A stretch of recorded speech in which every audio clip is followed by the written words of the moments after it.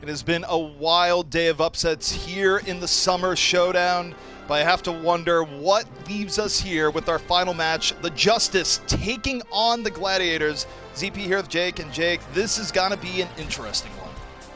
Yeah, I think this is, if you look back at the earlier matches today and where I think Justice are strong, I think the upset potential is super real in this sort of match. I mean, like so many teams have been winning with this Genji style. Seems to have been gaining popularity and gaining wins in the Overwatch League, which is a pretty undeniable measure of success. So the fact that Tuba has been playing a lot of Genji, that's been a strong point for the Justice. They could very well upset the Gladiators here. By the same token, Gladiators, they're no strangers to the Genji style themselves, could bring out Mirror to play that role for their squad. So I think this is going to be a very intense one. Yeah, you look at the team fight stats from last week, though, there's one really big statistic that stands out, which is that the Gladiators, they do really well on first eliminations, even more so than the norm.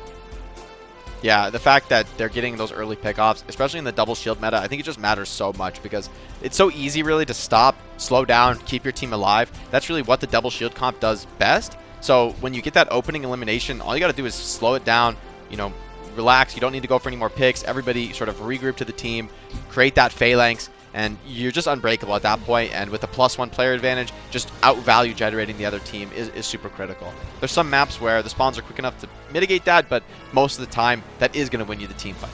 That is worth knowing that Tuba had a really good series versus Boston, a player that has had a little bit of time to level up, to get used to the idea that Genji is now super good and being played by a lot of teams in the Overwatch League. So you kind of have to wonder, how much does a team change in 1 week? Yeah, it'll be interesting to see how much that Genji performance is able to continue. They were able to use it to great effect against Boston and doing something that a lot of teams haven't done, which is actually committing to the Ana, giving nanos to the Genji. That's what really enables Tuba to go beyond the 2 to 3 kill blade, get those 4, 5, 6 kill blades that are honestly just a little bit flashy. I mean, the point you're getting 3, 4 kills kind of doesn't matter. You're almost guaranteed to win the team fight, but the nano to pick the Ana there is a major commitment. It's a confidence boost to your Genji. Not just a confidence boost. It's a lot of different types of boosts, CP. Yeah, I mean, it just feels good, right? Where it's just like, well, I have blade, I have nano. Surely my blade won't be bad. Well, it could be bad, but you take a look at the stats V Boston Tuba had. Wasn't bad very often. No, having a huge performance there on the Genji, and the fact that you can rely on your Genji means it makes more sense to be investing more resources into him. What I will say, though, is that I like that Brig Bap style, electing to, instead of using the Nano Blade, you're trying to farm armors on the Genji, maybe a supercharger in the right moment to enable the Blade. It gets it done where I think Ana is just a hero that doesn't offer enough to the shield trade to be really effective in the current meta. Well, we always like to get a little bit more insight, so we took some time to get a take from Tuba himself. 그냥 공중에서 한번 보고 그냥 그걸 기억해서 이제 나머지는 하나씩 해나가시고 합니다. And that brings us to the starters here for the Washington Justice. And again, not a whole lot of surprises, I would say, on the whole. And I'm just curious to see how things end up panning out here. Yeah, this is a consistent 6 that's been building momentum for the side of the Justice. So, absolutely, I would be shocked to see anything else, frankly, coming out here. What I am worried about, though, especially if we think back to the last series we just saw, is on this first control map, that's where I think the Genji is at its worst, frankly. Like, there are potential moments for Genji, but Tracer really reigns supreme on control. She's historically been a great pick on control. Coming back so fast off the respawn, having that one pick off utility, great value on the mid-fight to take space control. So, overall, I do think this might be the toughest test on map 1. Now, Jake, I know we've talked a lot about Tuba, and I think we sometimes overthink things. Cloudy had a much more simple approach for how to deal with Tuba. Cloudy, what do you think is the biggest plus the Washington Justice has? Like, what's the X factor for that team? Well, their Genji player seems to 1v6 every now and then, so that's helpful for them. But if their Genji player doesn't 1v6, I think they will lose. Right. So I think we're just. How are you going to counter overall. it? As a Reinhardt yourself, how are you going to counter this Genji? Well, as a Reinhardt, I'm gonna walk into them and they're all gonna die. So yeah, it is simple. It's working for you guys. If you put it like that, it very sounds simple. very simple. Why engage your brain, Jake? Just run at them. All you need. Wise words from the Rhine God himself. Be interested to see if much Rhine does come out in this series. I don't know if I've seen any Rhine all day. At least not in that last match, certainly. So I'll be curious to see if the Gladiators can force that style. that's something I was thinking about before, that, you know, if Gladiators can force the Rein style successfully, I do think that's a huge boon to them. But I just don't love the hero in the current patch. You know, getting bashed up by Brig, and with the amount of damage shot that comes in for something like an Amp Matrix, Rein just doesn't have the tools to properly answer that. There are those combos like the Halt with the Damage Amp Fire Strike, you know, that can be pretty crazy, but relatively inconsistent, to be fair. And I mean, I'm interested to see how this goes down, because this is sort of a matchup where you look at it, and I don't think you go even a little bit further back in time, right? People don't look at this as, this is something you have to worry about the Gladiators. Gladiators are a top team, but it's a team that's been struggling despite all the talent that you see on the roster that was just in front of you.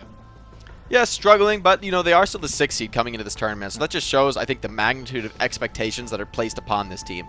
That if they're anywhere else than the top, that's when people start to get worried. Which, you know, if you look like the Washington Justice, it's easy to, I think, get caught up in the narrative of, oh, they're improving recently, is a good trend for them. They still have a long way to go, I think, to equal the prestige of a team like the LA Gladiators. So I'd still consider the Gladiators, you know, expected to win this match. But the plucky underdogs Justice, you know, it is very reasonable that they could bring this out, or at least make it a close series. Now, first map is going to be Busan, and I know we hyped up Cloudy a lot, but you take a look at the full starting lineup, and Cloudy not going to be in here for the first map, instead going to be OG, and I mean, it doesn't surprise me too much in all of this, even though, look, I mean, I respect what Cloudy's bringing to the table. Yeah, I'd love to see it. Hopefully it does come out later in the series, but I do think OG Space, that's going to be our Arista Sig combo, and with how stable the meta has been without hero pulls these last 2 weeks, I really don't expect to see too much change. Maybe there could be some pocket map picks like a King's Row or something where the Rein comes out, but overall, I'm not a fan of it. Sorry to say for Cloudy. I think he probably knows the same truth that I see, that the hero is just very hard to play in the current patch. So much control, so much flanking utility that's being utilized against you on Rein. Especially when a hero like Genji's back in the patch. You play Rein, you're pretty much allowing him to build a lot more ultimate charge, whereas a hero like Sigma and Orisa would deny that. So now, as we head into our first stage here on Busan, we get a little bit of insight into what both teams are going to be playing. And do you think we're going to be seeing a change-up between both teams, or one team decides to run with the Widow, the other with the Ashe? Yeah, I think that is what we're seeing right now, but on this Sanctuary stage, I do like the Widowmaker more. I think that very wide open space offers a lot of sidelines to Widow. It's hard to manage them all. It is up to Birdring to actually produce off the back of that. But what I'm more interested to see is whether we see a Tracer Mirror. I would expect to see Justice bring out the Genji, but honestly, I like the Widow Tracer more here. Yeah, I mean, Widow Tracer, it's a lot of hit scan pressure coming out, and I think the problem for the Justice that they're going to have to deal with is just negating Birdring, putting enough pressure on him that you don't let a Widow take over the game. The problem is on this map, like, who is going to put pressure on a Widow? Like, you don't have anybody. Genji can't go solo like that the way a Tracer might. And look, Kevster, he's already in the back line. A one clip here. Oh my, that was filthy from Kevster. Yeah, you cursed him in the good way. You said, one clip here. And it was. Kevster lands everything and more. And that just puts the Gladiators up in such a good position. Very difficult for the Justice to fight back when you lose someone that quickly. Yeah, I mean, just an instant team wipe from that point forward. But that's the power of a Tracer with no opposing Tracer. And, you know, to be honest, I would like to see a Widow with the Genji. Okay, now Stitch is going to switch over to that. I like that combo a little bit more because it's just a little bit scarier for the enemy Tracer to peek those corners, knowing that a Widow could be watching the sight line. Whereas Ashe tends to focus pretty heavily on the tank duel, so she might often be distracted. Now Kevster going to be a little bit tougher. You know, they know he's on Tracer. There's no question about that. They know he wants the backline kills. So now they can be more prepared, but it's Birdring to open things up. Yeah, Birdring had the sight line off on the right side, and you've dealt with the Genji. Now you just have so many ways to apply pressure. Kevster, a lot more room to work with. The Widow doesn't really have to be worried about being dove on at all. Kevster gets stunned. Under a little bit of pressure, Rewind still has the opportunity and can be very close to a Pulse Bomb, builds it up. Lovely little distraction play from Kevster. Got kind of close to dying there. Could have died if Stitch hit the headshot, but he didn't, and that distraction ends up... huge damage as well off the Pulse Bomb, but Immortality Field just enough. Yeah, the fall through not entirely there. The Immortality Field ruining what would have been an absolutely legendary Pulse Bomb, and the Justice now starting to take a little bit more control. Yeah, Gladiators, they're just going to try and stall this out, probably with Kevster's Tracer. Might just look for a full reset, though. I think they are going to just take it. Kevster's going to back out. Doesn't have the cooldowns to get too much value on point. Just going to like to stay alive, keep map position. So the Justice get themselves back on the board. The Gladiators, though, have looked crazy dominant to start off. Yeah, Birdring, though, he does have a big edge in the Infrasight, which is one of the most effective retaking ultimates in the game. However, Tuba, he does have that Genji Dragon Blade as well with Roar with the Supercharger, so that could be the combo they're looking for. It's possible to just disrespect that Infrasight. And Stitch with the opening as well. That's so perfect. Really neuters the Infrasight. Now, you don't really want to get aggressive 5v6, even though you have those wall hacks on. Yeah, I mean, that was a quick flick by Stitch, and exactly what the Justice needed to really have any chance of bringing back this round in full. Now we'll see what the next battle brings. Yeah, Space getting a ton of pressure on him as well. This fight here with a big ultimate commitment is going to pretty much define the round, I think.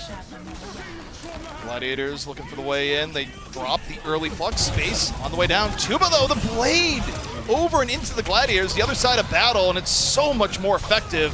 The Justice bring themselves back to the forefront and really potentially about one fight away from flipping the round. Yeah, that mid fight went so well for Kevster, but we just haven't seen him light up the kill feed really since then, not getting nearly as much done. Especially, I think that Widow switch from Stitch just puts a lot more pressure on Kevster. It's a little bit scarier to peek those angles, knowing that there's no range limitation for the Widow. So, one upside for the Gladiators, they can move in with the early rally. It's going to be more of an aid to Kevster, as Kevster has been incredibly, outrageously aggressive at times in this round. And now the Gladiators move on forward. Stitch connects! Finds space! And Shaz, oh man. Early strikes from the Justice as Stitch finds his groove. Even with Kevster getting the pulse bomb, normally that'd be huge, but it doesn't really matter now, Jake, does it? Yeah, it's just too little too late here. That Ant Matrix headshot just one-tapping Space before he's really able to get any value in the fight. And we've talked about that before, that killing the Sigma early is generally a lights-out play. Tuba got so much done on these blades. Kevster, although it was a great opening, I think this is pretty rough now for the Gladiators, because I do think this is not a great stage for Genji, at least in terms of the rest of the map. You know, downtown also could be a place where Genji can struggle, but when we get to Mecha Base, I honestly really like Genji's odds on that map. Whew, that could be around the Gladiators' regret letting get away from them. As the Justice, I mean, if I have to say, what was the storyline there? Stitch swapping over to the Widow just completely put an end to Kevster doing whatever he wanted.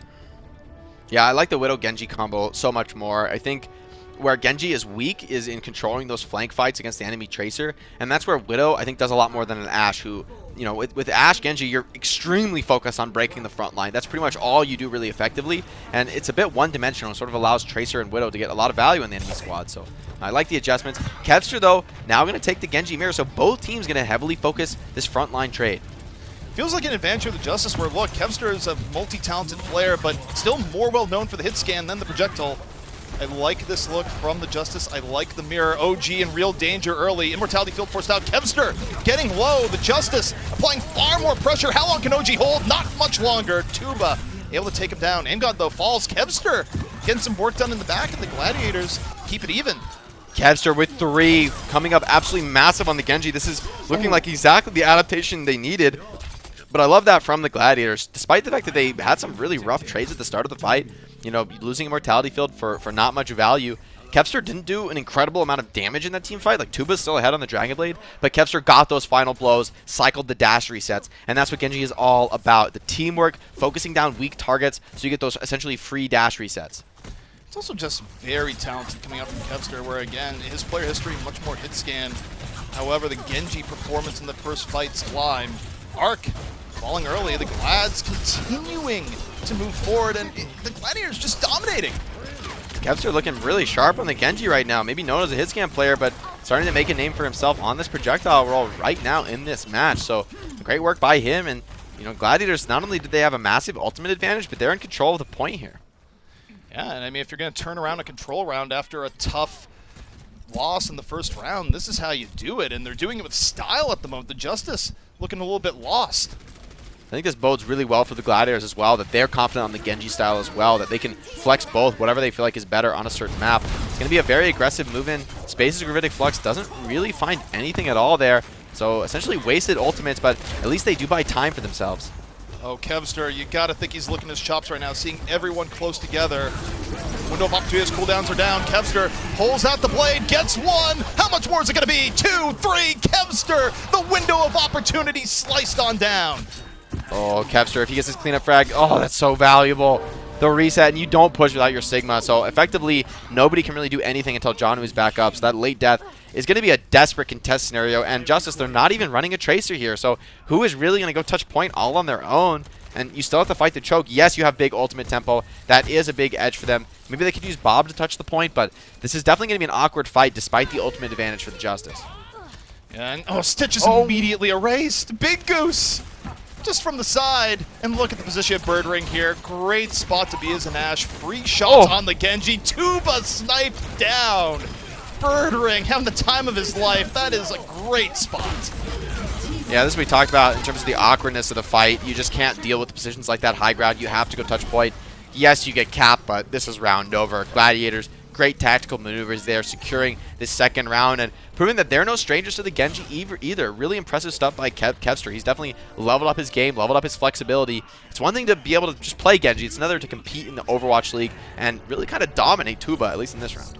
Yeah, I mean, I think Kevster, a player that I've seen since his Contenders era, and this is a player that, as you say, just has leveled up across the board, where there's a lot of players that like to claim they're flexible in the Overwatch League, and that means, hey, I can play a lot of roles badly. Flexibility, true flexibility, the ability to go from hit scan to projectile and have both be really good is such a rare attribute that not a whole lot of players have.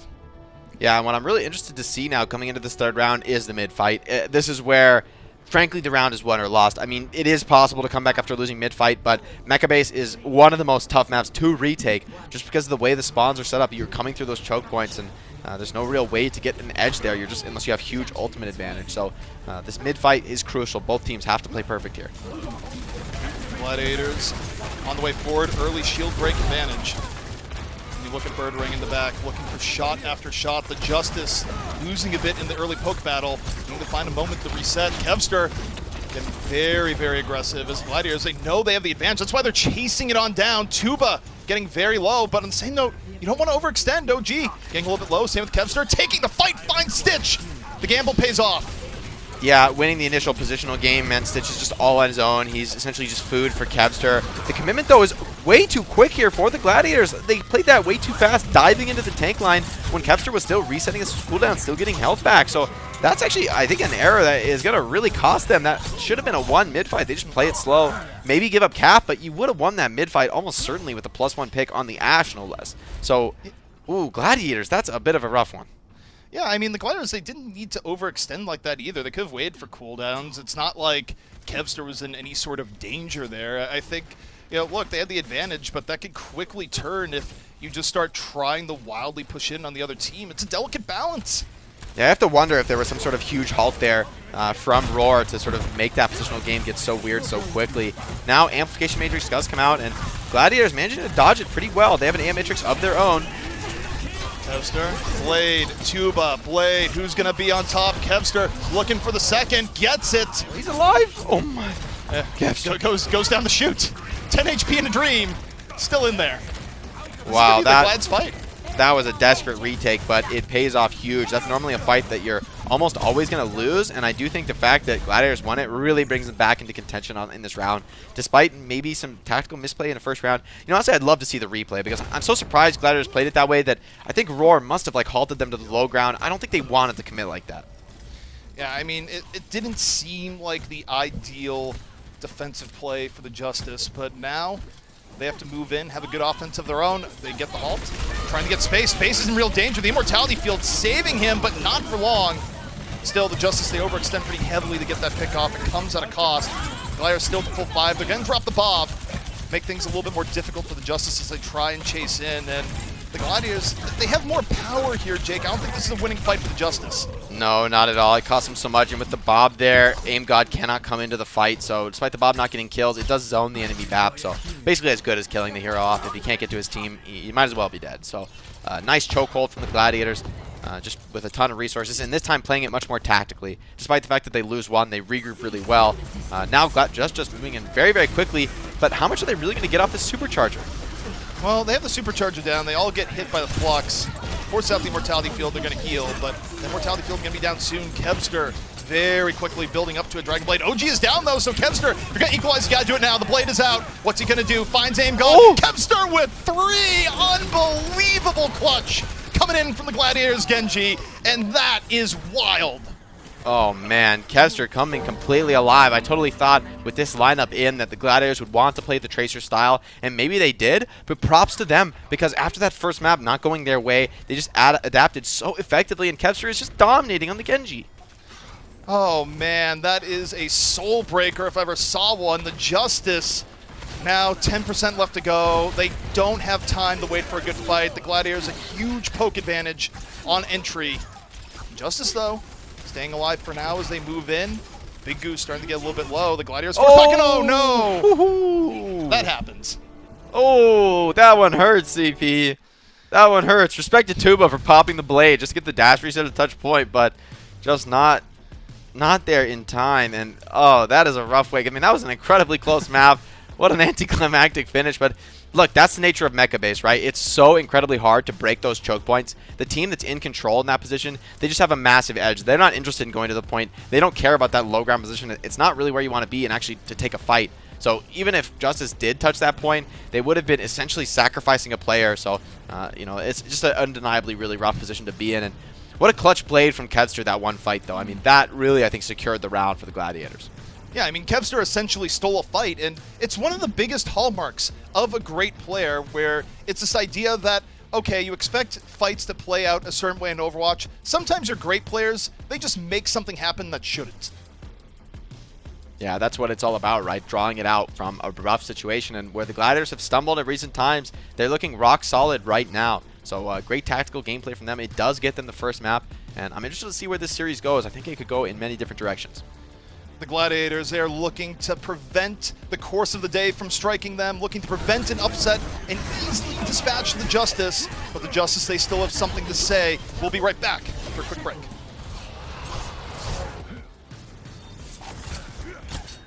The Overwatch League is brought to you by Zip Chair Gaming, the official chair supplier of the Overwatch League.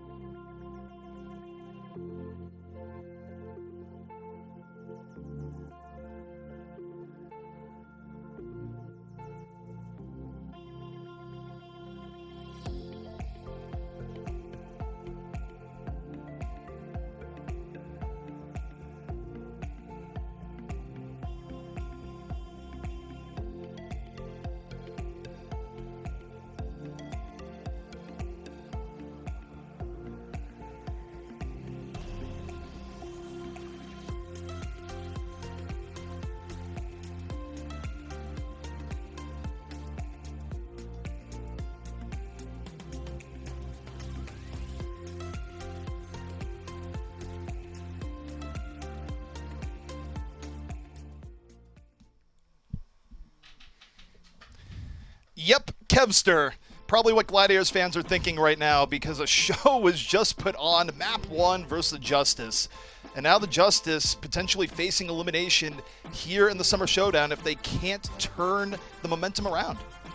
And ZP, to be honest, beyond just a great first map, I think strategically this is such a massive strong point for the Gladiators. We've seen a couple other teams have that strong player who not only is great on the Tracer, but also great on the Genji. And in this current meta, where that is really the big difference maker, where, you know, most Ashe players can play Widow. That's pretty common. The heroes are pretty similar. But Genji and Tracer are actually quite different from a fundamental mechanics standpoint. So if you've got a really confident flanker DPS that actually can play both, thinking players like Dante, you know, that can bring those out, both the Genji and the Tracer at a high level, it makes you so much more unpredictable, where, you know, other players who are more limited, trying to stick just to the Genji, just to the Tracer, you become predictable. You can't switch it up. But the power that Kevster just displayed, I think, is going to give, make it just so much tougher now for the Justice to make a good game plan. Yeah, I couldn't agree more. And now as we head in the King's Row, there's nothing like the intrigue we had in the previous match, right? Where you go, oh, they have to put in Shax or KSF, not both. Kevster right now is like both players combined. It's a 2-in-1. Yeah, and I think that is really going to be great now, especially going into KR. You don't need to change the roster. You can just maintain the momentum. Kevster's been playing great. I think this is a map where we're probably going to see the Genji mirror. But, you know, despite the fact that, you know, we thought that would be a strong point for Tuba, being great at the Genji, Kevster, he's switching it up now. And Justice, they didn't seem prepared for it. The fact that Kevster got way more value off his blades, not only due to his team support, but having some really just high-risk carry blades. I mean, diving into the whole team. Despite his team losing a couple pickoffs, he just somehow trades it back and stays alive. Just incredible stuff from Kevster.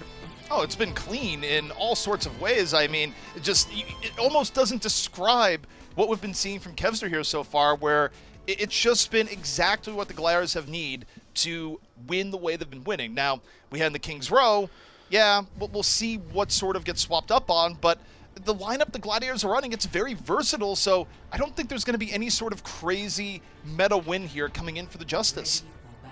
Yeah, I do think this is going to be all about the execution. Probably going to expect to see a mirror match pretty much all the way through. I do think that Arista Sigma Bat Brig is almost unswappable at this point. The way teams have gotten just so incredibly good at staying alive, at surviving pretty much any ultimate in the game with perfect usage of their skills in that comp. You just have so much control. You know, if you're playing Winston into that, like, you don't get to play the game. You're going to get stunned 8 times, booped around, halted, bashed, and destroyed by Ashe and Genji in terms of the damage department. So, yeah, you wonder why Winston's angry. Yeah, that Winston, he's not going to be angry. He's never going to get Primal if you play Winston against this comp. You get 1 Primal in 4 minutes. Oh, man. Well, 4 seconds left to go. The Gladiators on the attack. Justice on the defense. Not seeing a whole lot of difference between the teams here just yet. Birdring very likely to be swapping over. Although I say that, Birdring... Okay, there it is. Later swap than expected. Yeah, just a little TP setting his team up. I like this play as well from Birdring and Kevster. They're going to come in on an off angle relative to their tanks, which is going to potentially just split the attention of the Justice. So the Gladiators taking their time setting this up. Kevster still 11%, hasn't made a huge entry just yet. Just a little bit of poke damage. The Justice holding their positions for now. We'll see how the Gladiators decide to make their move. Yeah, this opening poke is so critical. It's a map that can go very quickly one way or the other. Gladiators, nice push through the house and a beautiful haul from OG, but he doesn't get the drone in time. I think he was just LOS by the window there, and it looks like Tuba's going to get some cleanup now. That was a good halt in terms of the amount of people it hit, but OG had to go a little bit too deep to land it, ends up getting isolated, and I think you're right, the Immortality Field might not have hit him. So as a result, it doesn't quite pan out, but it's a great break here for the Justice. You get a minute off the clock, you get a little bit of ult advantage, and it makes the next push harder for the Gladiators. Yeah, now you're pushing into Bob. Birdring is going to switch over to the Widow, which I like. I think without the Tracer, Widow is going to just inherently have a lot of space, a lot of opportunities, but you're still going to be losing the tank trade unless Widow finds a pickoff. So pressure is on for Birdring, a player who has been sometimes streaky in his career. This is definitely a moment to come out hot. Kevster setting up in the front, 75% to a blade. Might not have it super quickly, but depends. Gets Tuba, no blade required. Ooh, and gets nice Stitch on the other end. And that is looking very, very good right now. Kevster ends up falling, but it doesn't really matter at this point. The Justice gonna have to concede point A here, barring an absolute miracle. Yeah, they're staying alive. They might try and get a recontest here. Point's not being capped too fast with the Gladiators. Love to see them put maybe at least one person should be on point. Get that cap pressure going. But a lot of ults being committed for this defense side. I don't know if it'll be enough. They do have the Supercharger out. That is giving them a bit of shield tempo, but still, I just feel like Gladiators probably going to positionally win this one out. Well, Kevster falls. Now there's a chance. Tuba up late a little bit later. The Gladiators couldn't secure their overwhelming advantage. and they give the Justice a chance back into it. Ultimates or no, you have to look at the Gladiators' attack here and just wonder what happened, because this is now looking far better for the Justice. Yeah, I'm pretty surprised it went that way. 3 picks to 1, and still somehow Justice held strong. So nice work by Janu and Roar. It does cost them pretty much every ultimate now. So Gladiators, they should be able to overwhelm here just by pressing their Q buttons here. But a couple slipped up ultimates, and we could see the rally make a sustained play here. Yeah, this is something that has to go perfectly for the Gladiators. You don't want to throw this away, lose point A. Kevster pressuring the Ash. Immortality Field ruining his day. Meanwhile, Tuba got Bird Ring off on the other side of battle. And the Justice, they're looking healthy, they're looking good. Bird Ring's out of the battle, the Blade no longer a threat. And Tuba laying in the damage under the Mondata statue, and Bird Ring able to find him. Still, the Justice can hold on here. The Gladiators have used a lot of their ultimate power. Supercharger, one of the last shots they have left. The Justice, though, need to stay on the point. It's getting dicey. They have to fight the Supercharger head on. Janu goes for the Flux, takes down Space. Stitch back into the fight. The Justice, are they really going to turn this? OG has other plans with Bird Ring as the Gladiators desperately want to put this over the edge. This is so close. Spawns are still advantaged. This fight is incredibly scrappy. I actually don't know who's going to win this. Tuba is still challenging Bird Ring, who's really been a thorn in the side of the Justice, getting consistent pickups on this enemy Genji. But Tuba, if he can reset his health, he might be able to get a Blade off this situation. He needs healing. He needs it now. He can't just go on the Blade. Meanwhile, they have to keep someone on the point as it goes forward. Gladiators, they get the point, and the Justice could not keep up the pressure, but still a lot of time burnt off the clock. This is a DLC Scientist hero coming out. Haven't seen this one before. Won't be seeing him for long, though. OG headed right back into the spawn, as expected. Yep, he's gone. The DLC not actually very popular with the players, as it turns out. Maybe next time. Underpowered. Now it's the Blade battle coming up for the next team fight. Bird Ring going to switch over to the Ash. Makes a ton of sense. I mean, Widow just doesn't really have the sidelines to work with here on second point. But Rally for Big Goose is going to be the massive difference maker here. The key question is whether Gladiators can play this fight at a fast enough tempo to get in before Arc gets his own Rally. I do think if the fight's taken quickly, then Rally should just overwhelm. It should be really hard for Tuba to get much done with the Blade against that level of armor and sustain. I think this is sort of a strike first to win moment here for Tuba, where you use the Blade before the Rally even comes out, hope you get something. But the Rally's already out, so that opportunity has passed. Now the Blade doesn't really look as great to use. Kevster, meanwhile, his Blade out. Over in Aim God, done. Tuba never had a chance to pull it out. Yeah, Stitch finds a couple nice little late picks, but it's not going to matter. Second point is going to be Captain. A beautiful snowball, despite a first point going really awkwardly. The snowball really gets them back into this game. Third point, very capturable, but we've seen a lot of teams make big holds here, and the fact that Justice, they already have ultimate advantage here, I think they're very well set up if they can meet their ultimates out very, very, carefully here, not overextend in that regard. They can maybe just maintain control for the next 2.5 minutes. Yeah, I mean, I think the thing here is you don't go in wild with the Blade, get hit with a Flux, don't overextend and give Space some just inordinate amount of value. Justice, though, they go in pretty aggressively. Early Immortality Field, Tuba with the Blade. Moving in, the Gladiators a little bit healthy. Only Bird Ring falling to it so far, but they catch OG in the corner. That should be the fight the Justice we're looking for. Yeah, and that's really well done. Just Rally and Blade. You still got both tank ults and the Amplification Matrix, so ready to put out a ton of damage. And using that sort of 2 ultimates at a time to get strong team wipes on your opponents, it's going to mean you're always going to have that tempo lead, and that's what you need to have to really maintain this. Bird Ring over back to the Widow. Actually pretty surprised to see this here, ZB, frankly. I think it's pretty hard to break this point if you're behind in tank damage. Yeah, especially using the Widow here at the front area where they haven't gone a little bit deeper into the point. You can't even really use the high ground as effectively.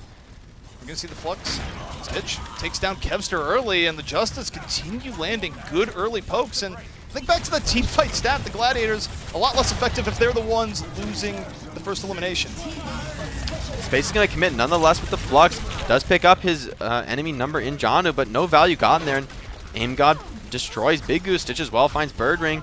This time it's just the Supercharger and the Amp Matrix, but once again, like that Blade Rally combo is quite close. So if Stitch is Bob, it doesn't need to be a team fight winner. It just needs to be good enough to delay. And yeah, Bird Ring back over to the Ash. So he's kind of kicking himself, I think, for that Widow switch. Didn't really get any value. And, Bob's a great ultimate. You don't want to be giving up charge like that. So a little bit of indecision costing the Gladiators.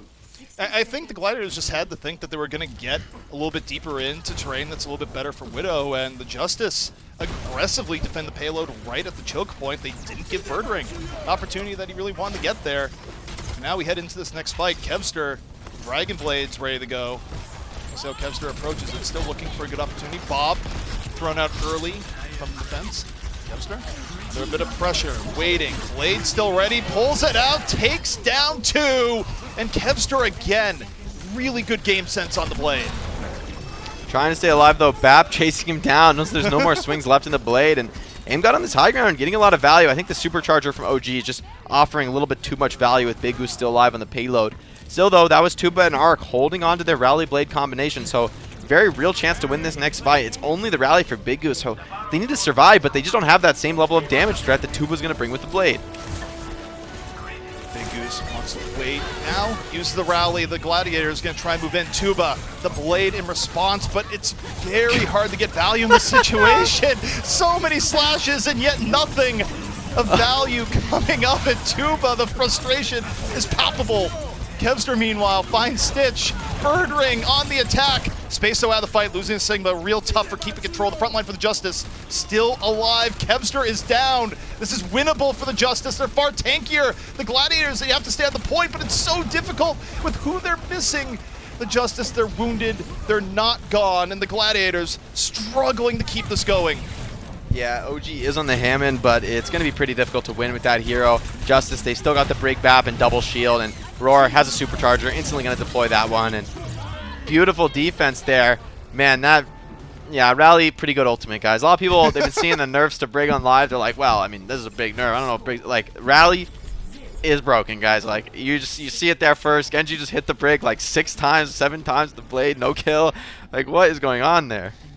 Regina is like some protagonist in a show that just gets progressively less powerful and yet continues to win, continues to defy expectations. Kind of the reverse of how that usually works, but yeah, good hero, as you say. Yeah, turns out pretty good hero. Rally, pretty good ultimate. Raid boss status, definitely achieved. It wasn't quite enough, but the fact that that fight was even in contention just so shows the raw durability of a hero like Brig. Yep. But now, we're going to be swapping sides here. The Gladiators do not bring it all the way home, which means their defense has to be much better. Meanwhile, for the Justice, they've given their offense everything it needs and more to swing the series, to make it even 1-1 heading into the half. The question is now, can the offense deliver? I think it's incredibly attainable here. I mean, you've got the Genji as well, which, you know, while it might not win you every fight, when you do have those big power spikes, not just a Blade, but when you can enable it with a Rally, with a supercharger, you know, with the aggressive push from that double tank line and the Arista Sigma, the halts, you know, those things just make the Genji pretty consistent. You know, maybe not quite as consistent as a Nano Blade, but still impressive nonetheless, and you have great potential to win team fights even without it. So Kevster back to the Tracer. This is a tough map for Tracer. Defense is a little bit better. Your positional game is a lot easier to play, but he's going to have to make work here in order to shut down Tuba's Genji. I think Kevster only wants to run it here in point A and will swap back after. I think it's a luxury that he has. And also, I mean, in terms of tempo, you build the first Pulse Bomb a little bit earlier, so maybe just trying to get that first fight in the bag. Yeah, that is true. The no ultimates fight might be what they're playing on, but I think already the attackers have gotten a great position, pushing point in strong tank positions without losing too much HP. Stitch finds one, and ooh, first point already looking desperate for the defense. Yeah, this is not necessarily ideal. Big Goose and Chaz down. The support line just destroyed for the Gladiators. And Kevster, if you're looking for the early Pulse Bomb, it's not going to be anywhere near early enough as the Justice simply roll over. Yeah, I don't love that hold from the Gladiators. I've been seeing a lot of teams do that, keeping their Sigma on the high ground, going for those off-angle flanks. But Justice just walks straight through the hotel, and they're in the defender position, right? They're in that great spot that normally you see defenders playing to control the map there. So I think strategically, the lack of control on the hotel really cost the Gladiators. And also, they're going to pay another price here. They were going perhaps for the early Pulse Bomb. They don't get it now. Kevster, late to the party on Genji. Tuba going to have a significant edge as they end the point B. So it's all about seeing how the Gladiators try and reverse the momentum. Yeah, this choke is really the first point for defenders to make a strong hold on the payload. We'll see if it pays off for them. They don't have massive ultimate advantage on attack. Aim God does have the Am Matrix, but it's a pretty awkward fight here. Close range, a lot of damage pouring through. See the Flux coming on in. Space taking care of Roar. The Gladiators holding their ground right now at the choke point. Kevster starting to even up in Blade percentage, and the Justice got a little bit caught. Yeah, and what I'm worried about now, if I'm the Justice, is the fact that you just expended your Rally. That's your best combo to enable the Blade, so it's going to be not quite as simple, I think, for Tuba to find good value in this one, especially if Big Goose and bridge the gap. He's only 15% to his next rally. And Matrix going down. Kevster, a little bit of deflection. Would love to have the blade before this fully goes forward. And right now at 80%, there's a good chance to have it before the next engage. Yeah, Genji's trading on the high ground with armor packs. Tuba gets a little bit better out of that duel. And nice Sigil. It zones the supports. Backline not getting much. Birdring is going to be destroyed by that Bob. Can't stay alive. Kevster wants to turn the tide. A lot of his team is down. Can he be the equalizer? Moves in. Taken out. Arc with the deny. Too much for one Genji. Not the hero that time. And the Justice just picked the Gladiators apart one by one. Yeah, just lovely Bob placement from Stitch. Not only did it zone away Shaz and Birdring, but Birdring even died to the Bob. Like, he wouldn't have any cover in that position, so the placement was exactly what the Justice needed from Stitch, and just generated a ton of value way beyond that one kill. It also zoned out a Bab, so basically it got 2 kills. Gladiators see if they can come back out on point B. It's going to be tough. Positioning is going to be not ideal. They're going to have to be doing it into an amp matrix. There's a lot of tools against them, and the positioning very much a problem. Big Goose gets caught as they went over to the payload, and this is the Justice just flexing their positional advantage. Yeah, going into the third point with almost 5 minutes on the time bank, you're even playing this Genji comp where you just wait for the next huge power spike. You're almost guaranteed to get this cap. I mean, if Gladiators can pull this one out of the hat, they are truly one of the better teams in the Overwatch League. This situation is incredibly desperate. It's pretty much a one team fight situation as well because, like Justice, they're going to get free push. Look at Janu and Arc already taking this critical flanking position on the map. So, you know, Gladiators, they don't really have any position to work with at all here. This is looking really grim. Yeah, and they have to defend for the full 4 minutes here. Remember, they didn't even finish King's Row, so they were not looking at extra rounds. No, this is for everything here on this map. And Big Goose is down. Now, a response has to come out from the Gladiators. Space is that response. Finds Arc. OG out of the fight. The Gladiators still need more. The Justice relentlessly pushing forward. Space, it's a meaty flux, but he pays for it with his life. The follow-through just wasn't there immediately. Birdring opens it up, takes down 2, and that could be enough for the Gladiators to really bring this back. Birdring being the glue.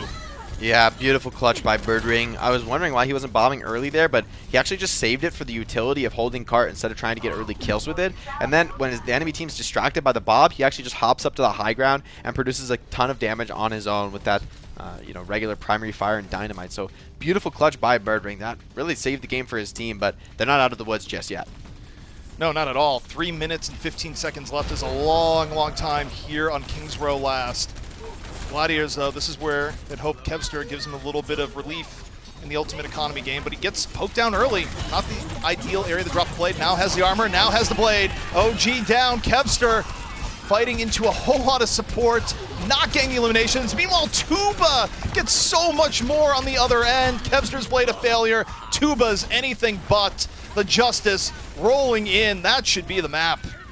Yeah, it definitely is going to be here. OG on the Hammond, coming in for a desperation recontest. Not even sure he's going to be able to make it to point. He is, and that's coming in from behind there. Unexpected angle, but is going to die instantly. Flux on just Space. He's going to get all the focus onto him as well. So just clean up here for the Justice. They are going to be evening up the series 1-1 unless Big Goose boops 6 players off the map, but I don't see that happening. Yeah, this would be one of the most ridiculous moments ever, but I don't think that's going to happen. Get a little bit more hamster there. And knocks down 1. But no, the Justice. They take King's Row, and it's a pretty crushing take at that. A great defense, a quick offense, and the Gladiators, look, you read the room on the day, and it's been upsets left, right, and center. You got to be afraid at this point. What I will say, though, is that King's Row, very, very unique map in the pool. There's not really any maps that are too similar to it. So the fact that Justice are so dominant here, it's their map pick. They're clearly comfortable here. This isn't like a huge deal for the Gladiators, right? In theory, you're expected to lose your opponent's map pick. So now that the Gladiators are back in control of the series, they can take it where they want to go in terms of map choice. This should be a moment for them to restore momentum. And remember, if it just goes back and forth like that, it will be the Gladiators taking the series because they had that first map win. So the key is that Justice, they need to break the momentum. They need to win on a Gladiators map pick, which will be coming up next. Yeah, I think the best chance for the Justice is break the momentum on the next map, give yourself some breathing room, make it so you don't have to win on control to bring it back. You don't want to fight the control map curse, and that's what happens in these longer series if you're unable to get 2 non-control maps. Yeah, winning that first control, it sets you up so well. You know, you just have that mindset. If we get to map 5, we got this. And that's not what you want to be playing into as the other team. However, though, I mean, I think that Genji matchup was so interesting because Kevster looked way better on Busan, but it was a complete flip. The team played so much more effectively around Tuba on King's Row. So I think this Genji matchup is going to continue to be explosive, going to continue to define this series. You know what that tells me? There's a lot to break down between these two teams, but you know what? We got a panel full of experts to do just that. Let's hear from them, and we'll be right back.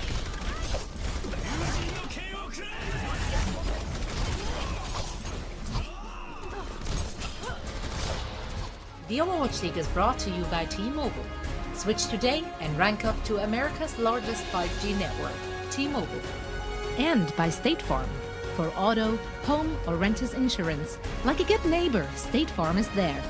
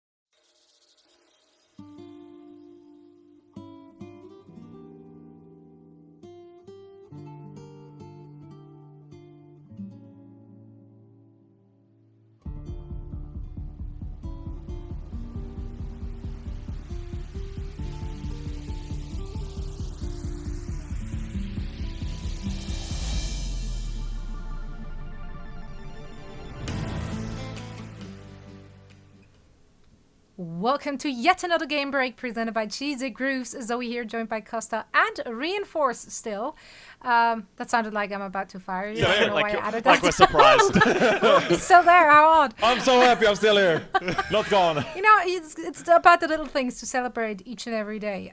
Speaking of celebrating. So far, I am the higher seed compared to Costa, and so far our higher seeds are gone, so I understand where you're coming from. Yeah, that's exactly where I was coming from. But guys, it's yet another halftime, which we have to start with. We're currently sitting on a 1-1 for each team. Let's talk about the game, as that just seems to be, going a similar trajectory as what we saw from the last two games. And that means that the lower seed will lose the first map and win the second map. And then we're heading into a second half and everything flips over. My brackets are currently actually on fire. Like, It's the yeah, worst. it's- I'm just never admitting that I had brackets. I've deleted everything. Oh, okay, already. nice. That's how you Oh, should do that's it. nice for you. I have power rankings on, Overwatch League channel and Plat chat. Yeah, you're and way my too own out there bracket, about so- your stuff. Yeah. No, Kasa, you're doing it the clever way. I do want to get your thoughts on a particular player here if we're looking at that first map and even the second also. Kevster, his debut performance was not like super outstanding, but today he, as a usual hitscan player, is rocking that Genji, and he's actually looking really, really good. Yeah, we saw the Gladiators really struggle on this first round, but other than that, as soon as they got Kevster on the Genji, it looked dominant and one-sided on Busan. They did a really good job of cycling their ults, and Kevster wasn't being too greedy with his blades, waiting for the perfect moment, and honestly really impressing me on this Genji, because I wasn't 100% sure how good it was going to be, but as you said, debut performance was okay, but he's really making a name for himself coming up from contenders now. Unfortunately, we go on to King's Row, and it feels like everything sort of falls apart for the Gladiators. Washington starts stringing together their ultimates and just look better. Yeah, but at the same time, like Jake said, King's Row is a bit different compared to the other maps in the pool, and so I think this is perhaps not Gladiators' map to win, if that makes sense, because it is the Washington Justice first pick, loser's pick, in this series, and so it is going to be one of their better maps, and it serves that Genji style with Tuba heading the spear that we've seen the Washington Justice play these past couple of weeks. It is the same composition they brought out when they beat the Boston Uprising, and it is what they really succeed with, so I think that this map, the Gladiators don't have to worry about winning King's Row for the rest of this series. It's all about the third map, Temple of Anubis, coming up next, where we've seen teams like the Valiant in the last series where they just choked and then gave the lower seeded team, Toronto Defiant in that regard, the advantage throughout the rest of the series. The same goes for the Outlaws match where they won Blizzard World and just shook things up. So I don't think King's Row was the map that the Gladiators had to win to get a win in the series overall. But, you can get away with King's Row, but now you really have to start performing besides those two first maps. Costa, how do their playstyles compare? I mean, we know that they played mirror pretty much throughout the first and the second map, but playstyle-wise, how do they stack up against each other? I thought Gladiators were going to come in and maybe play some of that Reinhardt. They've also been leaning towards the double hit scan, but I'm pleasantly surprised that they have Kevster in who can feel that hit scan and the Genji, and they seem to be flexible based on what the map demands on it. So obviously Washington Justice, we're only going to get one look. I think we're only ever going to see Tuber on this Genji, so it's up to Gladiators to finding a way to shut him down, either by playing the Genji themselves or go back to that double hit scan. Yeah, and playing that Genji looked good for them. Of course, Kevster has to be the star who made it into our Crunch Time presented by Cheesy Grooves. Reinforce, take it away. Well, we wanted more Genji plays, right? Yeah. Yeah, I don't know. right. That was what John Spector emailed me before the show. It's just like, just put on all more Genji plays. I was Is like, he okay, the dude John, who I got writes it. our scripts? I don't know. Interesting. Doesn't sound like anything to me. But Kevster, he really popped off on the Genji here, and it's not really what we expected from him, because when he was promoted from the contender scene, he was a hit scan player that was phenomenal, and he was a big deal. Like, picking up Kevster was no small feat for the LA Gladiators, but he's really proving his worth so far in this series. He brought out a great Tracer to begin with, and then he popped off on the Genji as well. And like I said, I don't think King's Row was the map that the Gladiators had to win, but just having a player that is able to bring out this Genji alongside some of his Tracer play is really impressive. So you can see for the stats yourselves that the final blows, the hero damage done, Dragon Blade kills, I mean, he's superior to Tuba, who we regard as like a projectile kind of player. Like, this is where Tuba should really thrive, and now you have Kevster just coming out on top in the head-to-head. So really impressive stuff from Kevster so far, and we haven't really seen Mirror since Kevster was promoted to this roster. Yeah. So I'm excited to see how this Gladiators team develops. You can't have too high expectations that the team is going to gel instantly,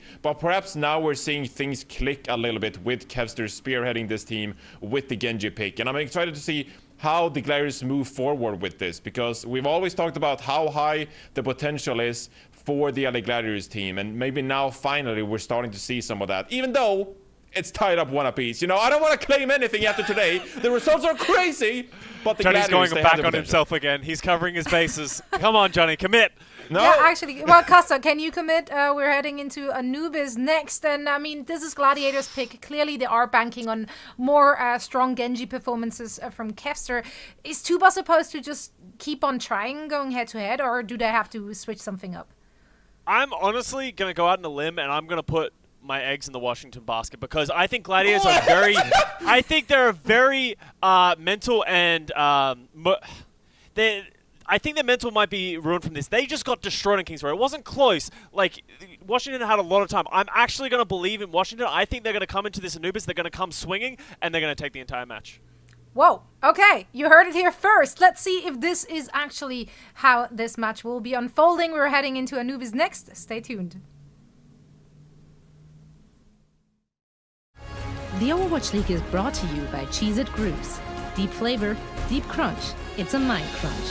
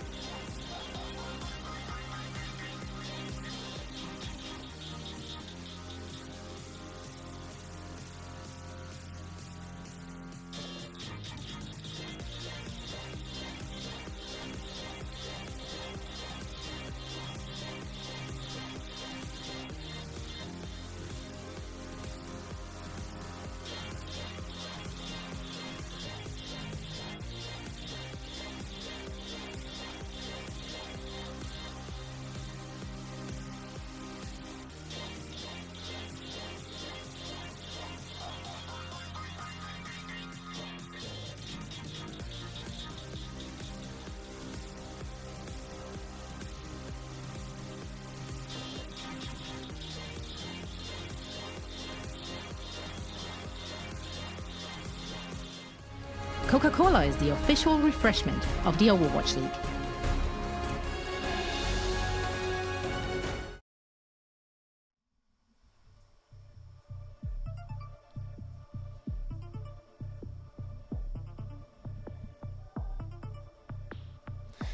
And a day of upsets, the Justice proving that they can still take the fight to the Gladiators. It's 1-1 after a half of play, and the Gladiators find themselves just out-team played on Kings Row. Yeah, to be honest, after that first map, I thought that Kevster's Genji looked so clean that we could be seeing a really dominant series from the Gladiators, but you can totally see why the Justice chose Kings Row. They looked incredibly comfortable on the map, and it went way beyond Tuba with the Dragon Blades. Just beautiful teamwork across the board. On the defense, never really in question, I think, that they would lose third point, but also just having great moments throughout the map, especially on offense. I love that bob placement by Stitch on second point, and then combos with the blades. Tuba was pretty consistent in making sure that he's got a rally or a supercharger to work with to really level up the potential of his Dragon Blade. And that's going to lead us to the Gladiators map choice, which is Temple of Anubis. And based on what we've seen from the two teams, do you give any edge whatsoever beyond just, hey, it's a map choice? They're probably pretty good at it. Well, I mean, I do think this is going to be another close one. I like that Kevster is a player who has shown he can play the Tracer and the Genji, because I do think there's merit to both on this map. Although, to be honest, it's 2 CP, so the Genji, the power spike that Blade offers, might just be a little too good to give up. We'll have to see. But I do think the matchup has definitely been contentious, at least as far as the Genji duel goes. I think this is going to be mostly on tank team play, working with the rest of the lineup and taking space effectively. We've seen some pretty crazy games of Temple of Anubis in recent times, so anything can happen here on this map. Yeah, I mean, anything can happen in Assault in general just because of the nature of the game mode, where it's the type of fights that win, right? Where you're not necessarily rewarded for consistency over time in fights as much as you are for the absolute victory, the ability to win and have every last person still alive. And to a degree, it makes the game mode a little bit more variable, right? Where even if two teams are evenly matched, you could have one team that just steamrolls on the offense or a team that just fails to get that one perfect fight. Yeah, definitely. It's very possible to make those clutch holds as well with coming out of spawn. It's one of the better solid game type maps, I think, for those like last second comeback moments where you're able to just bring it back despite the fight starting really poorly, just because that potential to come back from both sides of the point, creating that natural surround on the attackers. So attackers, for their part, they've got to be clean, they've got to be precise. Justice just sticking with their bread and butter. Gladiators showing something different here, but I have to imagine Kevster's just going to take a jump shot and then switch over to the Genji or the Tracer. But his choice in that regard is largely going to define the strategy, I think, for this attacking Gladiator squad. Yeah, and of course, if he does somehow get the early pickoff, which doesn't happen very often, but hey, I mean, we've seen a Genji can get destroyed immediately, anything can happen, it would be quite good. And no, he's not even going to go for the jump shot, just immediately saying, Genji, it's the way to go. It's a little technique there, Gefster. I think if he's on Widow, he's probably just looking through the spawn door, trying to see the defenders on the setup, maybe get a little bit of information. But it will just be the mirror match, so nothing too critical to learn here. This first fight, though, so important. This is where attackers could potentially snowball, or they could get completely shut down. Justice, nice move, getting aggressive into the flank, though. Tuba took a lot of damage early, was just barely able to get out, but they forced out the Immortality Field from the Gladiators. As a result, the Gladiators have to reconsider how aggressively they want to go in with that cooldown out of the way. Stitch, a little bit of pressure. Kevster falls, picked off. With Kevster down and the rest of the Justice still fully healthy, this is not great for the Gladiators. It's something you need to just get out of for now. Yeah, I'm not sure if Kevster got booped out of his dash there. I think he hit the pillar with it, so he didn't get to escape with that critical tool. He wanted to just charge his ultimate, but ends up paying with his life, rather, for that mistake. Did get a ton of blade charge, though. So, 50%, that's something to work with. Still, Justice, though, they're in the clear lead as far as the ultimate tempo game goes. Pretty much natural for the defenders. Yep, about 1:10 off the clock here so far. The Justice looking very composed. Tuba building a lot of ult charge off entry. Able to get back 90%. And you have to think for the Justice, you're looking for the blade here in the next fight. You're waiting, the blade is built. Tuba going up to the sky, being sneaky, waiting and waiting. When's the blade gonna come out? Now's the time, the blade out, looking for it, slicing through. Stitch there in the fall through. And Tuba, enough of a distraction, gets space with the final swing. Kevster uses his own blade though, gets 2 towards the end. And with most of the Gladiators down, this could make an opportunity on the next fight. Yeah, especially because Kevster stayed alive. He just picked up that Mega Pack. Now Tuba is going to take the fight in the flank, but he's going to have support from his team. So Kevster just running for the hills. What a beautiful halt by Roar. The armor packs are there, but just not quite enough. Wow, Kevster almost survives, but still some power play, I think, here for the Gladiators. They're going to be up 1, at least for the moment, but will they want to push it? That was a great halt and catch by Janu. A way to give the Justice their advantage back. They don't have to worry about being staggered. And now Janu, his bloodlust not yet sated, drops the Flux. Although Justice, they're being careful here, Jake. They're not going crazy aggressive into that. They're waiting. And Stitch finds Bird Ring off the top. Yeah, that's just a beautiful pickoff. Exactly what they needed. Now Stitch is unchecked. Kevster still focusing on the tank line. As expected, really, but it means nobody's on Stitch. Free shooting in the back line and Ash. That's your dream scenario. Defenders hold once again, and the time bank is starting to look pretty grim, especially because the ultimate trades haven't really favored anybody, but that means they're favoring the defenders. Even ultimate trades are what you want on the defense. There's a very good chance that this is the series. If the Gladiators cannot pick themselves up and get this next fight, if they get held here on Temple of Anubis, Jake, I don't think they're coming back. I actually think the ideal win condition for the Gladiators right now is to make a moderate commitment, like Matrix here, sure, but over-investing in this fight could be costly. You're coming up into a Rally Supercharger Blade, and it's going to be basically 100% on space to stifle that with his Gravitic Flux. Under a minute for the Gladiators. Bird Ring in real danger, nearly getting poked out from the back, and guess what? Here comes Tuba. The blade is there. The finish, absolutely fantastic. And the Justice, 35 seconds away from an incredible hold here on Temple of Anubis, something that very well could be the series. Yeah, it's possible. They have an incredible amount of damage threat here with the Amplification Matrix and the Bob from Stitch, but they need to be initiating quickly because Kevster is absolutely going to be coming for them with a Supercharged Blade. He does not have Rally, though, so he'll be a bit fragile. That's not going to limit his damage potential, though. We see Bap and Ash, though, on the high ground of the defense. They're already set up. Kevster has the blade. He's been a hero before. Big Goose is already down 6 on 5. Kevster, do you have it in you once more? The Flux coming out. Here comes Kevster, the blade, ready to go. Half HP and a dream. Oh, no! The dream is nothing but a nightmare. You talked about breaking momentum, ZP. Momentum is broken. The train has been halted. Did not really ever arrive to the station. That's a full hold on Temple of Anubis' first point. It has been a long time since I've seen that. Not even progress on point. I don't think point was touched that round. Brutal domination there by the Justice. Yeah, I mean, if they did have any dreams at all, it quickly was awoken into a paralysis demon because I don't know what to tell you. That is absolutely brutal for the momentum of the series. The Justice now have a very easy attack to swing control. They only need 33%. And yeah, the Gladiators can come back on the next map, but this was the map pick for the Gladiators, and they just got embarrassed. Yeah, this is where the momentum just got broken. So now, even if they do force a Game 5, well, I mean, I say that. I guess it's still possible for them to draw. We can't write this map off yet, but I'm pretty close to writing this map off, ZP. I mean, when you only have to get one tick on first, and you know that at the start of the offense, then you're in an infinitely better strategic position, not only because the test in front of you is relatively modest, but because you can set up your ultimate economy for that objective. Without knowing what you need to accomplish, generally you're going to try and save ultimates, you're going to try and be conservative on the offense. But knowing this win condition, Justice can just wait for a 6 ultimate stack and just, I mean, probably trade kills enough at least to get point A. In a day full of upsets, this would be the final one. Should the Justice take this map and go on to win the series thereafter? Oh man, if you're a Gladiators fan, you are sweating right now at the prospect. Yeah, Stitch going to be back onto the Ash. It's going to be interesting. He's going to come in on a late flank here. We'll see if the Gladiators anticipate this and react. It's kind of on Kevster to suppress that enemy Ash. I do love this movement, though. The Ash from main can get a big dynamite, and there it comes in, hitting on absolutely everybody. Kevster looking to pile on the pressure. Gladiators using a real early immortality field, but now it's down. The Justice returning fire space out of the fight. Tuba and Janu starting to break it all open. And the Gladiators, they lose more players. They're not bringing this one back. The Justice about to go up 2-1 here in the series.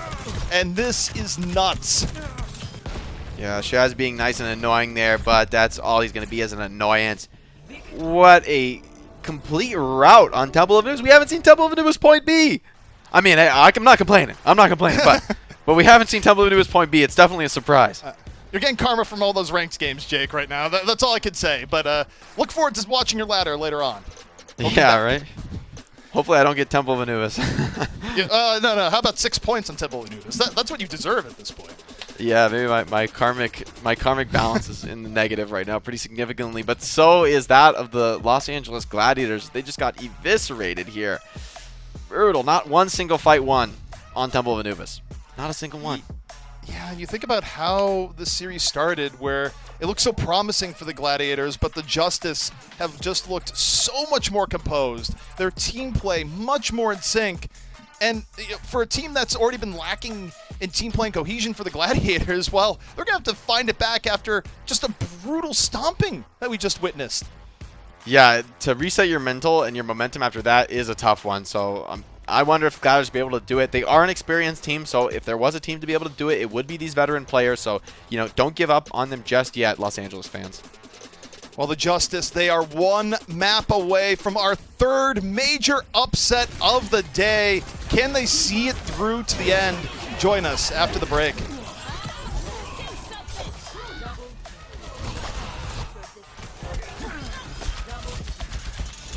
The Overwatch League is brought to you by T-Mobile. Switch today and rank up to America's largest 5G network, T-Mobile.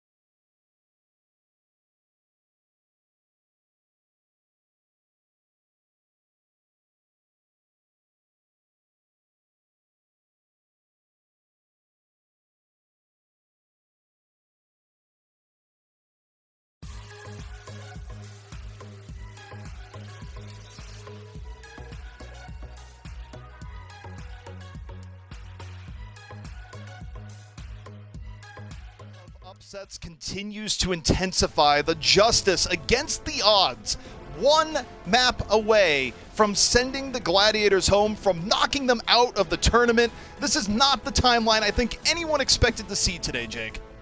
Yeah, certainly not. It's pretty incredible to see this many upsets in one day. All pretty unexpected, but to be fair, all by teams that have been resurgent lately. You know, I think a lot of people talked a lot about the North American region having a big skill gap where the top teams really started to dominate those weaker teams. But now we're seeing, I think, a bit of a reversal there where those teams that have been, historically at least, on the lower end this season are fighting back, are clawing their way into this tournament. And that's the beauty of the tournament format, that these games matter a lot more than a traditional regular season match. If you can get like a big stack of bonus wins, that can really turn your season around. Yeah, and also, you want to talk about just morale for the team where, okay, the Justice, they've gone through more changes than anyone ever could have imagined from the start of the season, from top to bottom. They've revamped the entire roster, and now suddenly, everything seems to be clicking for the Justice, and it's great timing for them, but man, is it bad for the Gladiators, a team that at points today has shown flashes of brilliance, but it's seemingly all gone awry. And Temple of Anubis, I mean, that's just a knee to the gut. What more can you have to say from that? Is that they have to mentally pick themselves up from that beating that they just got. Yeah, it takes veteran presence. Somebody on the team has to step up in a big way, lead the team forward out of darkness, because they are in a very dark place right now. I mean, getting obliterated like that on Temple of Anubis, it does not feel good. It's actually one of the worst feelings in the game, just having zero success the entire map through. You know, there were a couple moments, but it just never was enough to actually crack that first point, which historically, Assault game type, you're not expecting to get the full hold on first. That's pretty rare. So to see it in dominant fashion, no ticks acquired, you got to be worried right now for the mental of the LA Gladiators. Yeah, I think right now this is the darkest timeline for the Gladiators. Really, LA in general today has not been a shining hallmark for LA Overwatch, and I don't know if it gets any better unless somehow, some way, the Gladiators got some sort of rousing pep speech, because they have just gotten outplayed in just about every facet of the game from map 2 on. Yeah, the big change here, though, we are going to Junkertown. It's an opportunity to reset. Could be a moment for Kevster to come back on the Tracer if he wants to favor that. I think that is a better choice, at least on point A. But we saw in the past how well teams were able to utilize Genji on point 2, point 3, when that payload starts to move deeper into the map. So the question, I think, for the Gladiators is sort of what style do they want to play? You know, I don't know if you should give up on Kevster's Genji yet. I don't think that's like the reason they lost on Temple of Anubis or on King's Row. So I still think they've got some fight left in them. Kevster, I wasn't even going to acknowledge it, and it's good that I didn't. How dare you? How dare you, sir? Interesting. They're actually going to go for a bit of Ashe Widow. I think this is a look that we really haven't seen. Makes sense to bring it out on Junkertown, a map with, you know, a lot of long-range viability. However, Genji now has no natural predator in the DPS category. He's going to be dominating in these flanking matchups unless Kevster and Birdring can get the drop on him. Yeah, I mean, a lot of this, you have to look at Birdring's ability to get early pickoffs, to not let the Justice fight in an even 6v6, but also don't sleep on Stitch. Stitch, great Widow play back to map 1, even though the Justice didn't win. I don't think this matchup is necessarily great for the Gladiators meta-wise. Now both teams feeling each other out. Tuba heading to the back, a little bit of pressure, focusing on the front line. Kevster able to find Stitch. And now even more pressure on the Tuba, on the Genji. 50% to a Blade, but likely not be able to get in this fight. Yeah, he does go on to Birdring. Birdring's getting healed, though. It's looking a little desperate for Tuba. He does get an armor pack, though. It's going to keep him stabilized. Space goes down first. Aim God does commit that Amp Matrix as well. The front line for the Justice is playing out of their minds right now. They were down to DPS, and the supports and tanks just clowned on the Gladiators. That shouldn't have happened. All of that was just wrong. And now the Flux coming out from Janu takes down Big Goose and Kevster. Oh man, that is just not what needs to happen if you are a fan of the Gladiators. It shouldn't happen. Yeah, we talk a lot about the DPS, I think, because they're naturally going to be the flashiest players in this composition. But that coordination between the other 4 members of your team, those tanks and supports that are generally going to stack up and try to get maximum value by grouping and using their utility together, so critical. If you get a dominant position on the front line, then a DPS trade, killing the enemy DPS, it's not really going to make the difference if you lose a hero like Sigma. It just has a much higher impact on the game. Well, now the Gladiators, despite opening up with the early 6v5, they lose the fight off the front line. Tanks and supports telling the tale, and now Tuba is ready to go. Janu, though, out of the fight. Tuba, the Blade, looking to equalize, takes down 2 thus far. And this time Tuba, much better engaged, courtesy of the Blade, and it doesn't really matter that Janu fell down. Yeah, it does cost them the Supercharger Blade combo to reset that one, and Gladiators, you know, to their credit, they are stacking up a lot of ultimates here, so I don't know if a first hold is in the cards. Justice, they've expended everything in their bank, so it's going to be up to somebody to make a big solo play to get a pick off, or else these ultimates should be just overwhelming the defenses. But the time has already been whittled down pretty significantly here for the defensive side. Well, I think you look to Stitch, right? If there's any hope for the Justice to keep up the first point holds, Stitch would need the land and early pickoff. Birdring, though, has the Infrasight. It's going to make things real difficult. The Widow v Widow. And Birdring just gets his Janu freelancing on the side. A little bit of pressure coming from Genji. Birdring doesn't even care. The Gladiators pushing forward. Good pace. Taking down Aim God. And as you say, the Gladiators came into this with a lot of power, Jake. Yeah, this is just, you know, an ultimate mismatch. Understandable. It's how first point is supposed to go. Eventually, the attackers are going to get an ultimate advantage, but you're extremely happy, I would say, with 3 minutes on the time bank whittled away from the defense. So the question now for the Justice is can they actually, you know, reset, get some positioning on this second point? Because we have seen teams snowball this map. Yeah, and Junkertown, definitely one of the more variable maps in the pool in regards to that, where even when you think you're dominating, it can slip away. Look at the match earlier if you want to know. Space hanging on to the Flux right now. The Gladiators just focusing on payload progress, keeping their own high ground. The Justice, they're going to wait a little bit before really trying to take this engage. Yeah, Space finds a nice big Flux here, though. Picks up everybody, so they're not going to be able to get much use out of the Amp Matrix. Drone does keep them alive, and they are going to get healed up, so Arc will have the next rally available. We'll see, though, is Kevster going to be able to get enough on this Ashe? He is relatively unchallenged in terms of tank DPS. Well, we got Janu with his Flux, and Tuba on the follow-through. Janu just got way more out of that Flux exchange, Jake, and, you know, I kind of want to rewind it. What was the difference between Space's Flux and Janu just there? Well, I think the critical difference maker was not only the fact that you have a Genji who's a little bit better at, dashing into those targets in the air, getting that big AoE slice, but also you pick them up right in front of your team. Instead of picking them up off the high ground where the enemies are in the skybox and a little bit harder to get to, you're picking them up right in front of your Genji who's already sitting on the high ground. So the immortality field would have kept them alive through the slam, but the fact that they die in the air is what allows the Justice to actually win that team fight. It puts the Gladiators in a really tough spot. A minute 50 left. Now they're going to open up with the rally. Stitch still looking to make his impact known. Tuba at the blade deals the immortality field. No, Birdring can't get away. Tuba, though, might pay with his life. This is real dangerous. Deflect up. And no, can't quite get away, but it's scrappy enough that it's still not bad for the defense. Yeah, it's okay for them. They do keep their core alive on Sports and Tanks. Oh, a pickup on Kevster. Ooh, Kevster's going to be regretting that level of aggression because there would have been a power play here for the Gladiators, but I think they kind of just threw it away. The lack of DPS should have opened them up for them, but losing Kevster means you can't really push it. Just like a Widow on DPS, not really the sort of really valuable hero in that +1 scenario. So. Yeah, the Justice, I can't say enough about the tank and support core for this game where you don't see any individual player popping off, but you just see the Gladiators struggling to get really anything of use done. And it's because of this front line backed up by the supports. Yeah, and the Amp Matrix right here going to come out for Stitch most likely. If it's even needed, I mean, the kills just instantly came in off the Supercharger. Yeah, and the Gladiators just kind of walked into it. It was great execution by the Justice, but in a way, it didn't even feel like they had to work hard for that one. No, it's a beautiful one ultimate fight. I mean, and winning a fight with only the Supercharger is that's goals for defense because you're just farming up all your other ultimates. It's like the perfect tempo exchange. Gladiators, they don't have any real edge here. The Inversight will help them set up flanks, but it's kind of on Kevster to find a pick here. Everyone's playing behind shields, so it's going to be pretty brutal, I think, for Birdring to actually get an opener. Yeah, it's not ideal in the least for Widowmaker. The sight lines, the shields. But now the Gladiators looking to keep the series alive. They would love to bring this a little bit further. They don't really have it far enough. Space to be able to find Stitch. That's a start. 6 on 5 for the Gladiators. But now Janu gets the Flux in the back. Big Goose immediately gone. Rock over through the Amp Matrix. The Justice a little bit wounded, but still fighting. Shaz, though, finding his way, powered up by the Supercharger. And the Gladiators, they get to stay alive just a little bit longer.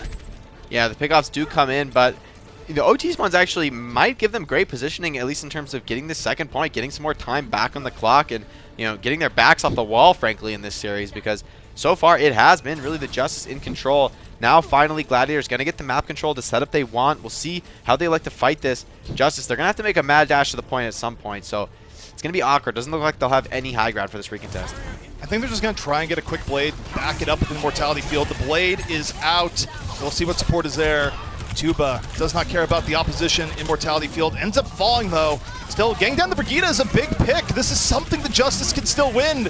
Their tanks and support smothering onto the point. Birdring has something to say. 2 eliminations from Birdring, but Birdring is not meaty enough to get on the payload. Oh. Yeah, that was just brutal. I mean, it looked so great for Gladiators controlling the high ground, but I think Tuba just came so late out that top left side that the Gladiators just didn't expect it. They had already rotated Space and Kevster away, trying to focus the tank line elsewhere, so that enabled Tuba to, despite the fact it took him 6-7 swings to actually get down Big Goose through the Immortality Field, and even he ended up dying. The fact that they got the Brig meant that the sustain just wasn't there for the attackers. Still a winnable scenario for the Gladiators, but, I mean, they have really clearly met their match here. Justice, their win condition is very attainable. This Genji, first point, incredibly hard to hold, and finishing off second point, it's like just knowing that you only have to push to that spot on the map makes your Genji's life so much simpler. He doesn't have to worry about being conservative, holding the blade to, play ultimate tempo. He can just pop the blade with a lot of ultimates, snowball 1 point, okay, next point, build it again, do it again. So Gladiators, it's going to have to be some sort of huge clutch plays, pickoffs in crucial moments to win this map. I think this is where you look at this Gladiators team and you go, well, are you championship contenders or not? Because the reality is that, yeah, I don't think the average championship contender would get in this spot to begin with. But if you were, and you did, this would be the time where you would be able to dig deep and get an even bigger defense. But it is going to require an immense shift in momentum against a Washington Justice team that, for lack of a better term, they've been better. And they've been better in just about all ways of the game. Yeah, continue to run this Ash Widow, though. I actually kind of like this style, given the test in front of them. You are, frankly, relying on big pickoffs to actually win, so you're running double pick heroes.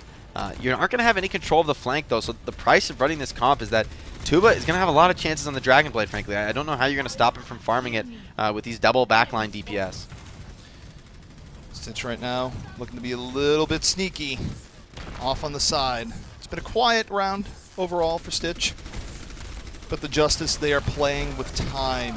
The Gladiators, those are the ones that have to be perfect here. The early halt comes in. Stitch, super low, still alive somehow. Tuba laying in damage on the front. Stitch gets a little bit of healing. Now off on the peak.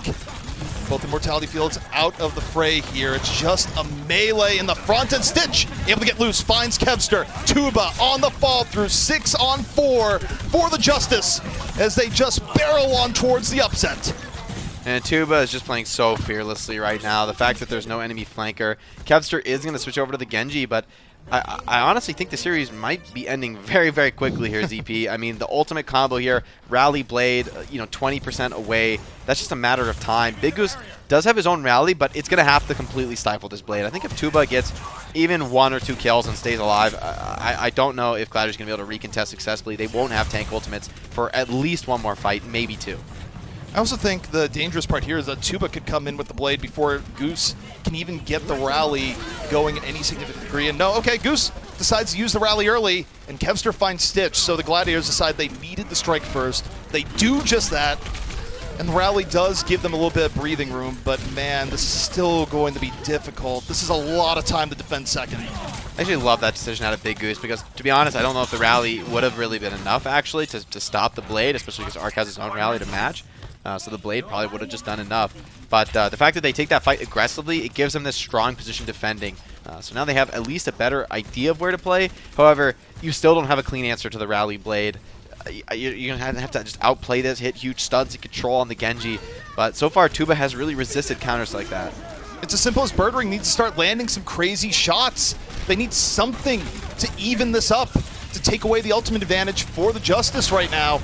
Because the Justice, they're going to try and just win off of what they have now. The Kevster play coming on in, play it up, looking for it, can't really dive further, and it pushes the Justice back, but it doesn't get any eliminations. Now the Justice, they are ready to go again. This is a bit of an awkward approach for the Justice. They're going to have to break out quickly, and here comes Tuba with the Supercharged Blade. That's exactly what they need. Cuts down 1, Sigalt onto 2 there, and this series may be ending right now. There will be 1 recontest fight, but surely this is going to be cleanup for the Justice, and the Gladiators are going to have to find a way to stagger back in. This is difficult for Space, where I think Space wanted at least delay a little bit more on payload, but the problem is he's not delaying on payload. Instead, he's just going to be a long stagger here. He would love to get out. He can't get the limit on the Tuba, and suddenly the Justice looking at a 6v5 to seal the deal and send the Gladiators packing. Ah, that's full desperation mode. To not have space in this recontest. Sigma, one of the most critical heroes in this situation. Aim God gonna have an Amp Matrix, and there's no kinetic grass to eat it. You can see Stitch is painting his target, shooting the ground where he wants the Amp Matrix, and this huge damage just pouring into the enemy Orisa. Beautiful halt, though, by OG. Kind of denies the value from that skill, but still just too little too late. They're right back to the high ground. Dominance from the Justice, the 6-on-5. They don't end up missing. And Space gets there, but it's too little, too late. The day of upsets is complete. And it's going to be the Washington Justice moving on. The Gladiators, they're done. Who could have seen this coming, ZP? A ton of lower seeds. You know, these teams, they picked their opponents. They set themselves up with, gave themselves what they thought would be the best chance of victory. And so many of these Davids were able to defeat their Goliaths in each match. So pretty impressive stuff. Really highlights, I think, what's so great about the tournament format, the Summer Showdown, that these matches are worth a lot and allow a team that maybe has been struggling to just go all out, give it everything they've got, and you know, just sometimes it works out. Sometimes that level of confidence and commitment in the day of match defines everything, and that's really the joy of esports right there, isn't it? Yeah, I mean, also, the funny part, looking back, there's a lot of banter that aged like milk in the summer sun, where these teams had to say, hey, here's why I picked you, here's why I'm going to beat you, and for most of the teams today, it just didn't really work out. Not at all, ZP. So this is going to be an exciting tournament. Now I think the real question is whether these dark horses can continue on into the tournament and maybe even upset the higher seeds that they're continuing to face moving on. This is honestly anybody's game. Everybody's bracket is now boomed. I doubt there's a single viable bracket at this point, but that's what I love to see. Can't wait to see what's in store as we get deeper into the tournament. So that brings us to our player of the match presented by Xfinity. And I got to tell you, this was a hard one. We could have gone across it all. We ended up throwing it to production. We had a council. You could give it to all the tanks and supports for a crazy play, but we did give it to one player in the end, and that's Tuba, who still had a breakout performance today. Yeah, had a great Genji. You know, after map 1, I was a bit worried, frankly, with Kevster coming up massively on the Genji. But from there on out, I think the teamwork really just solidified around Tuba in particular. Always finding halts with the blade, always armored up. You know, consistently playing around the supercharger or the rally. That level of team play is what enables Genji to succeed here without that obvious, you know, just give me nano combo. And that's what's really defining the top teams right now. Who can get that extra value out of Genji where others struggle? And, you know, Gladiators, I think that at some point in that series, they just recognized they weren't able to compete on that same level of the Genji teamwork. And that's why they switched over to the Ash Widow. Didn't work out, though. Tuba just too dominant on the Genji. And ultimately, I think he was a massive factor in this series. You got to give him the credit. And of course, if you're just tuning in now, where I don't know why you'd be doing that, you missed all the matches, but maybe not all the fun. You take a look at the results of the day, and you kind of wonder, well, was today opposite day? And for the most part, it was. No one was looking at this expecting an Outlaws win over the Florida Mayhem, a team that looks so incredibly good in the May Melee. No one is expecting not one, but 2 LA teams to go down. It's been a wild day, Jake. Yeah, completely crazy. And as I was saying, what I'm really looking forward to now is, you know, I wonder if any of these teams can actually continue on in the tournament. Right now, they've got even tougher opponents ahead, right? These teams that got to bye through the first round, the very highest seeds. The question in my mind is, will any of these teams be able to continue the streak? Could we see, you know, a 2 of like the lower seeds somehow find their way to the finals? Anything's possible right now, although, you know, the days to come are what's really going to define those outcomes. Yeah, I mean, this is just Friday. We got Saturday and Sunday, an entire weekend of Overwatch left to go. And I mean, if this is just the appetizer, I can't wait for the main course. Yeah, definitely going to be interesting, and you know, we'll get to see actually what the tournament's going to look like in the coming days. We've got the selection show coming up next. Going to get into it and sort of see. I wonder if teams will be a little bit more hesitant to talk down to their lower seeded opponents, because after all these upsets, you might want to be just a little more humble going into these matches, even if you're a top team. But I'm sure some teams will not listen to my advice whatsoever, and I'm looking forward to it. Well, you know what? Judge your banter carefully. I'll add on to that advice. The post show where the teams choose. It's coming up next.